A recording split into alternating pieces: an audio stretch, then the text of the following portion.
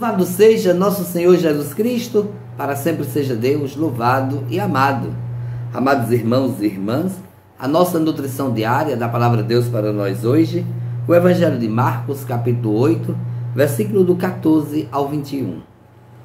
Naquele tempo, os discípulos tinham se esquecido de levar pães. Tinham consigo na barca apenas um pão. Então Jesus os advertiu: prestai atenção e tomai cuidado com o fermento dos fariseus e com o fermento de Herodes. Os discípulos diziam entre si: é porque não temos pão? Mas Jesus percebeu e perguntou-lhes: por que discutis sobre a falta de pão? Ainda não entendeis e não compreendeis? Vós tendes o coração endurecido? Tende olhos, vós não vedes, e tendo ouvidos, não ouvis? Não vos lembrais de quanto reparti 5 pães para 5.000 pessoas? Quantos cestos vós recolheste cheios de pedaços? Eles responderam: 12. Jesus perguntou: e quando reparti 7 pães com 4.000 pessoas, quantos cestos vós recolheste cheios de pedaços? Eles responderam: 7. Jesus disse: e vós ainda não compreendeis? Palavra da salvação. Glória a vós, Senhor. Amados irmãos e irmãs, Jesus quer advertir os discípulos para que não sejam como os fariseus e nem também como Herodes, né? Para que não tenham o fermento dos fariseus e nem o fermento de Herodes, ou seja, um fermento destruidor, maldoso, um fermento que não multiplica, mas um fermento que faz apodrecer a massa. Os discípulos ali, preocupados com a quantidade de pão, afinal, eles estavam em alto mar e só tinha um pão para todos eles, e eles não entenderam ainda nada do que Jesus já tinha realizado.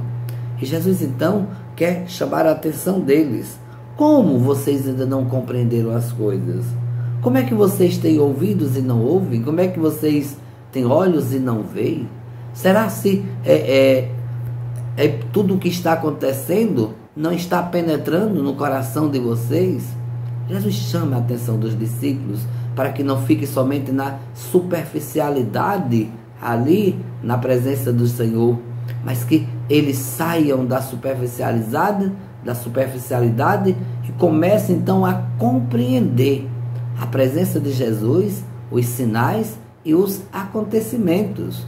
Por isso, quando Jesus vai dizer: vocês estão preocupados com o número de pão? Se vocês não lembram o que aconteceu? E aqui Jesus quer frisar o que sobrou. Quantos cestos sobraram? E na primeira vez disseram 12 e depois disseram 5. E esses números na Bíblia têm todo um significado, né? Lembra várias coisas o número 12.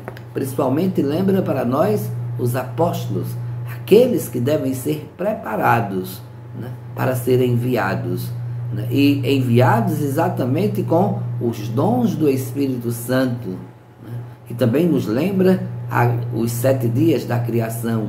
Mas aqui especificamente neste Evangelho traz-nos para nós a compreensão: os discípulos serão enviados e devem estar cheios do Espírito Santo, mas se não abrirem o coração, se não deixarem a mensagem entrar no coração e não viverem a palavra, ficarão somente na superficialidade.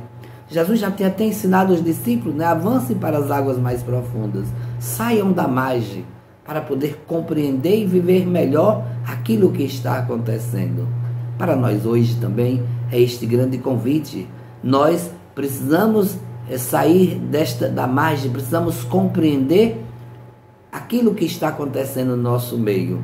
No Evangelho de ontem nós ouvimos que os fariseus queriam sinais, e Jesus já é o próprio sinal de Deus presente no mundo.